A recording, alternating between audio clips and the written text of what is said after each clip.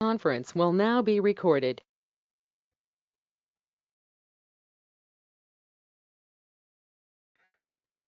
Okay, today we begin our SAP DataSphere course. This course empower you to successfully implement DataSphere projects. Currently there are many projects in SAP DataSphere.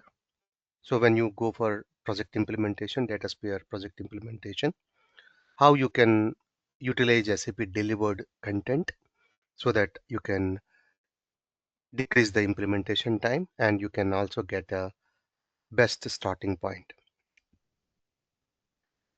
Today plan is review the complete course content. We will review entire course content. And when you, if you want to understand DataSphere in simple terms, so we have a lot of businesses. So for businesses, they want to analyze their data. So their data is there in different systems. So DataSphere helps businesses to bring all of their data together. And DataSphere we can use to organize it, and we can use this DataSphere to analyze that particular data for decision making. So it gets the data together, it organizes the data, and we can also perform analysis on top of the data. That's what SAP DataSphere. Let's understand the content we are going to cover in this particular course. So you can also say as a DataSphere architecture. So whatever points you see here, whatever bricks you see here, so those are the topics we are going to understand in the course. So earlier we have, you all know, like star schema, extended star schema in BW, all those things. Yeah. Same way here, this DataSphere. When you talk about DataSphere, this particular architecture combines a database core functionality. So we create, basically we can create relational data set, relational tables, dimension tables, hierarchy tables, right? So it combines database core functionality, and you can use the views like classical modeling aspects, and you can also have data access. You can restrict row level data. You can share your views. That option also available. So data access as a source, and if you see data access as a source, S4 HANA you can connect, HANA database you can connect, BW can connect, multiple systems also you can, many systems. So there are many different systems. All those systems we can connect. Also you can interact with external systems using API. So when we talk about the connectivity, DataSphere architecture, and as part of that architecture, when you talk about connectivity, you can connect to SAP applications and you can connect to external resources. Data and business modeling. So the first point here, you see the first brick, which is data and business modeling. We all know SAP currently uses low code or no code tools. So that means they introduce some graphical tools. When we say graphical tools, when I want to create a view in a DataSphere, so I can drag and drop whatever tables I need, whatever remote tables I want, whatever sources I want. It's like drag and drop. So SQL option also there. You can also write a statement, SQL statement. However, low code option, which is graphical, low code or no code tools available. We call it as data builder. So it helps us self-service modeling. So the business user, even the business users, they can create their dimensions, facts required using this data and business modeling. You have transformations, data flows, intelligent lookup. So many things here as part of this data and business modeling. You have data marketplace, which is here. This data marketplace basically integrates third-party sources. Sometimes you want some indexes, price index, exchange rate indexes. So you can get the data from third party and you can use that data in DataSphere. So businesses can easily integrate third party data. We can search here. When we go to the marketplace, we can search there, and we can once we find that particular third party data, so there will be some options. If you have to pay, you have to pay. Otherwise, it's free, you can install. So those are called data products, right? So when in the data marketplace, when you find some data which is required for your analysis, you can activate, you can install that data, and the data is called a data product. Nowadays you might have had that one data product.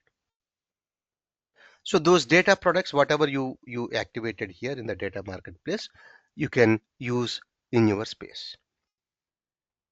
So what is space? So space basically, it's a secure modeling environment for different departments. HR, we can create one space.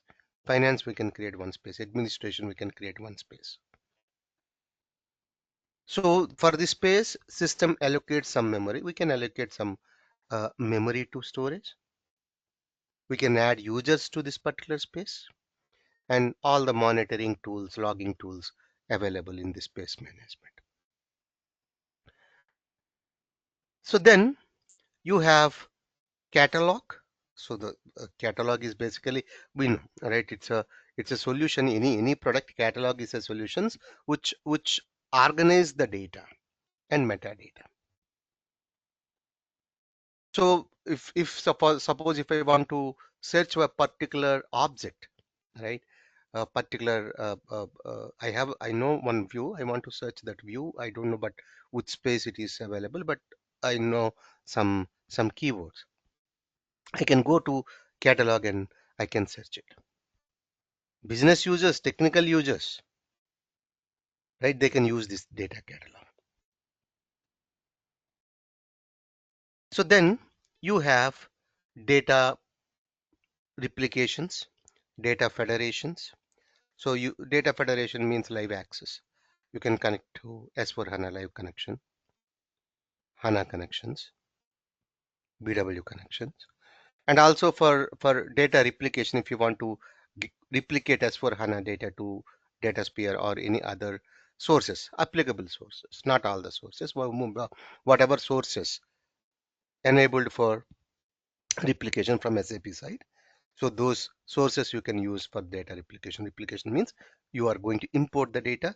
Data federation is live access. You are not going to import, you are directly connecting there.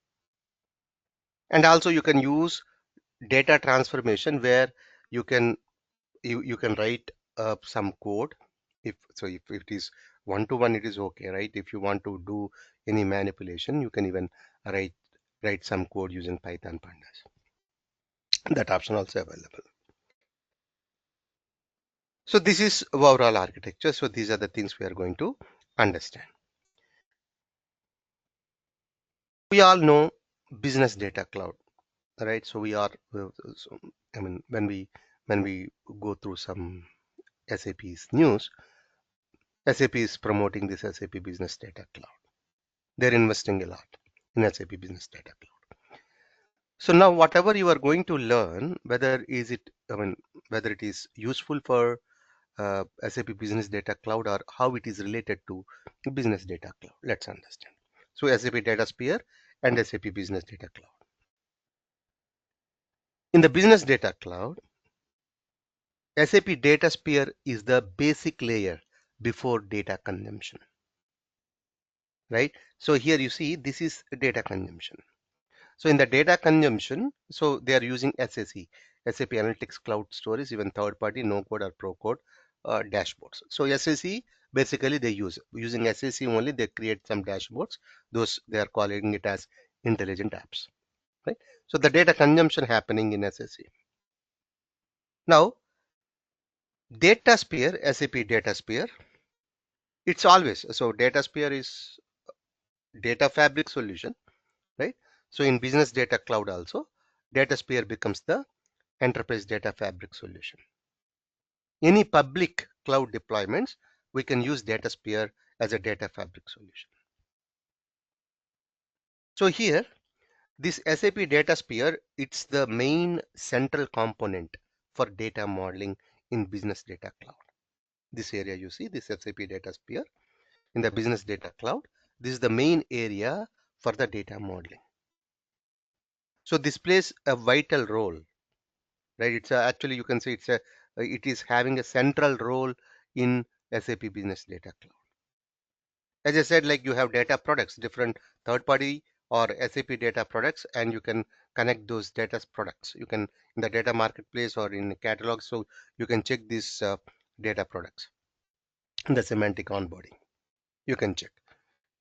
You can use those data products. You can model these your requirements, and SAC can consume the data from the data sphere. So SAP DataSphere is part of SAP Business Data Cloud, and SAP is going to invest on this particular SAP DataSphere. Right? There are many use cases. For example, when I started SAP DataSphere, I have lot the content like 10 or 20 best practice content available. Now it's increased to 20. Third party content, business content, I mean, third party content in the sense partner content increased, sample content increased, business content SAP from SAP side that's increased those things. So a lot of investments happening here. So when your project implements SAP Business Data Cloud, any development project, if they use Business Data Cloud, so as part of Business Data Cloud, their modeling happens in the data sphere. Most of the time you are going to spend on this particular data sphere. Right, as I said, data products. These data products are structured data sets after transformation and integration.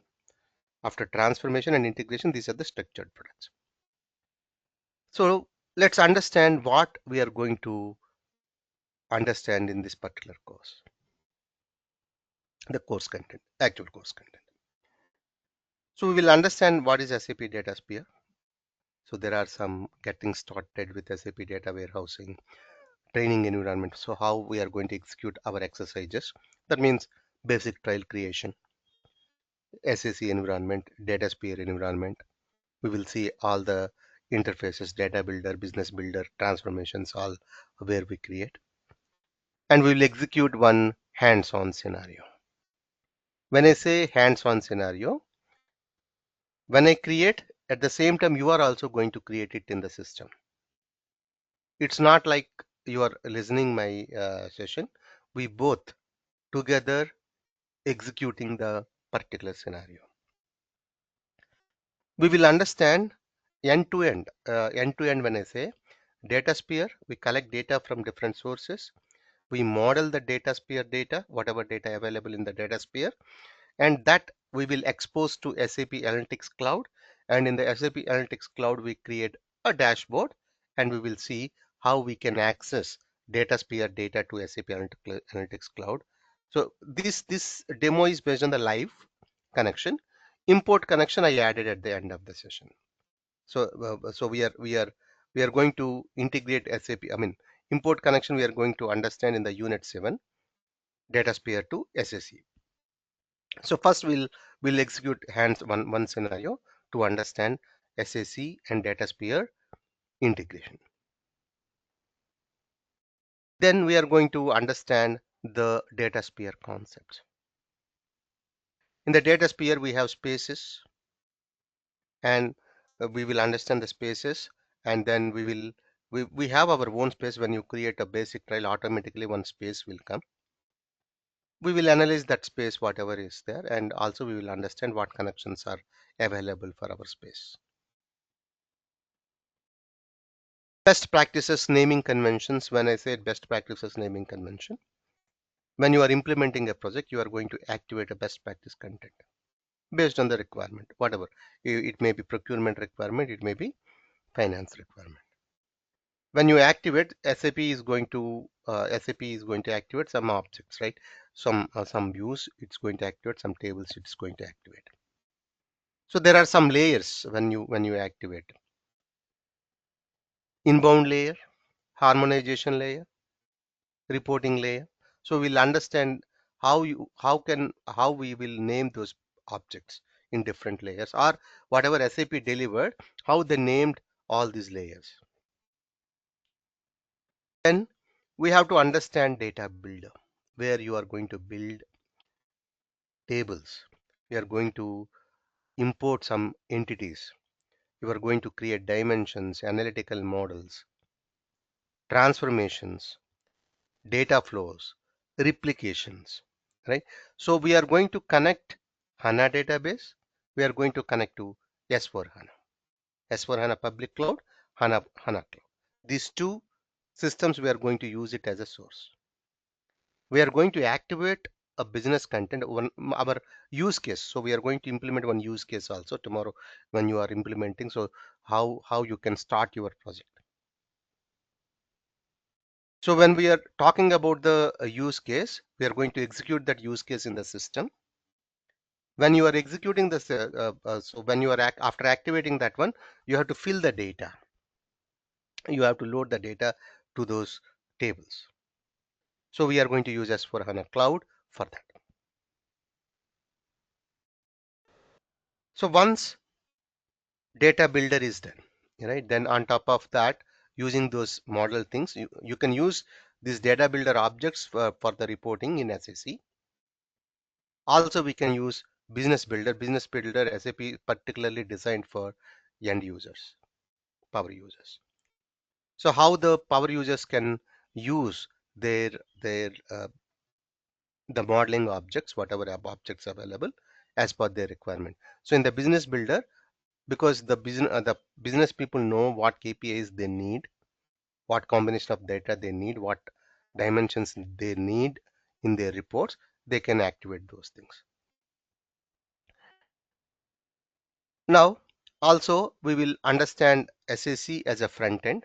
One or two, two, three dashboards we will create, so that you will get some confidence for a testing purpose. It will be useful. And if you want to learn detail about SAP Analytics Cloud, there are some videos I will share it. You can just check. But whatever required minimum skills, I'm going to explain using SAC Analytics Cloud. There are some other aspects in DataSphere, like intelligent lookup, right? You can combine external data with your internal data. That intelligent lookup we are going to understand. Then we are going to understand currency conversions, right? So I'm going to explain data marketplace, currency conversion, intelligent lookup, and data access controls, which is row level permissions, authorizations. We are going to execute in the system. Whatever is written as exercise, we are going to execute in the system. Then we are going to understand import connection, right? Import connection. So for SAP DataSphere data, we have to load it to SAC, because our main data consumption in SAC. Live connections, we in the first unit only I'm going to explain. So the import connection I'm going to explain in the unit 7. How to create, how to access, how to load DataSphere data to SAC. Also, we are going to understand how after planning. So basically, as per the SAC planning, the actual data comes from DataSphere. So we are going to load that particular data. After loading that, we will perform some planning. So using forecasting techniques or predictive time series, or whatever the tool, or you can manually input data. So once the planning is completed in SAC, how can we export the data to DataSphere for reporting purpose? So import and export, both we are going to explain. I'm going to explain. We are going to execute. This is an hands-on exercise. You are going to execute. I'm going to execute this in the system. Nowadays, SAP talking about seamless planning. DataSphere SAP Analytics Cloud Seamless Planning. Earlier, they used to call it as SAP Analytics Cloud Seamless Planning. Later, Seamless Planning in Business Data Cloud. Okay, so basically, Seamless Planning basically integrates SAC and DataSphere, these two products. So we are going to understand how this seamless planning happens, how we can create models in. We are going to create models in SAC, but those models are available automatically created in DataSphere. So we are going to open the DataSphere models, fact data we are going to check. After that in SAC, we will plan the data and we will check how this data is available in DataSphere for reporting purpose. So these exercises are there. These are optional exercises. Why? Because these exercises, if possible, we will get hands on, you will get hands on. If not, I will give you detailed steps how to where to click. So the detailed configuration steps, you when you get your customer system, you can just follow those steps, you can execute seamless planning, right? So these are optional, these 5 exercises optional, because in the trial users this is not available yet. Now we are going to execute one implementation scenario, so which is kind of use case. So the use case is finance foundation use case. P&L statement preparation, balance sheet preparation, cash flow preparation, how to prepare general ledger reports, line item reports, operational accounting document reports. So those reports, and how to load master data from S4 HANA to DataSphere, how to load transaction data. So we are going to when you load the transaction data, you need to understand the CDS views. S4 HANA CDS views. So which CDS view is required to, for example, certain data you need for the reporting, how to find that particular CDS view in S4 HANA. So I'm going to explain those fundamentals also. Embedded analytics basically, right? So this is all about this course content also. It's planned for 30 hours, maybe sometimes it might take more than 30 hours. Planned for weekend sessions, India, Saturday and Sunday. So today and tomorrow it's introduction and overview sessions. The today and tomorrow I record these 2 sessions, but next weekend we will, from next weekend onwards, I am not going to record these sessions. Sessions are not recorded, so you have to attend live sessions, you have to practice along with me. Now configuration steps, PDF documents, detailed steps. If you miss the session, you just need to follow these configuration steps, you can execute. Course content, course cost is 30,000 INR. We will use DataSphere trial user. You can attend this, for example, because I'm not giving the recorded sessions. If you miss some sessions, you can attend 2 times. Actually, the same course, when I start next time, you can repeat the sessions. Even you can attend third time or fourth time. So when you attend third time or fourth time, you just need to pay 6,000 INR.